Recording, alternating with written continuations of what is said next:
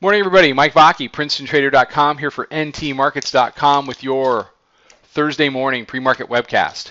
Okay, so quick review of what we've been talking about. We've been talking about how the highs, the old highs now, 1985, 75, were going to be a magnet for price as soon as the bears dropped the ball on Friday and allowed that 38 dip to close above the middle band.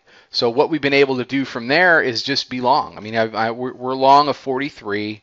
We're still, we've taken profits along the way. We still have some, and I still have some now. And we've reached our initial target, which was the old highs. We've made new highs. Globex high tonight, as you can see there, is 1987.75. What's next? Because that's all that's really important, right? You've got the upper band sitting there at 1997.5. During the course of this entire uptrend, dating back to December of 2012, price has almost at 100% gravitated from the lower Bollinger Band to the upper Bollinger Band, and once the middle band, which is the green line there, converts itself to support on a closing basis, price gravitates to, and at a minimum touches, the upper band. So my target on this move is the upper band. Currently it's 1997.5. As the bands expand, that could move up in the 1998, 1999 range. So we're just going to continue to roll up our stops on our longs and see what happens when we get to the upper band. One of two things will happen. Either we will touch the upper band and come back down, or we'll do what this market has had a pretty good tendency to do during the course of this uptrend, which is to ride that upper band for a period of days and then retrace. And if that happens, then you're looking at numbers up above 2,000. So anytime anybody says 2,000, everybody bristles at the thought of 2,000. Why 2,000? Well, it's what's next. People bristled at the idea of 1,400, 1,500, 1,600, 1,700, 1,800, 1,900. Now they can bristle at 2,000.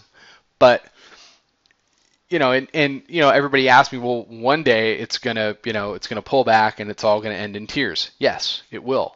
It will pull back. It will end in tears. There will eventually be another bear market, but that day is not today.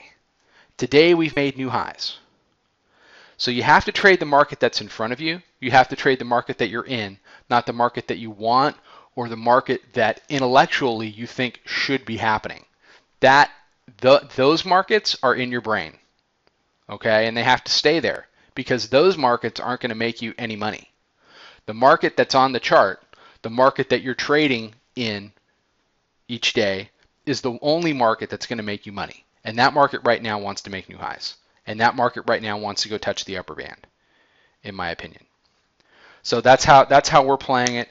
After we get up there, after we do a ride for a couple of days, then at that point we'll get out of the rest of the long and we'll start looking at the next opportunity. But for now, we'll have to see how it goes. I mean, we've got Jackson Hole starts today. You've got a speech from Janet Yellen tomorrow at 10 o'clock. You've got a speech from Mario Draghi at noon tomorrow, I think. So there are some catalysts potentially in this market.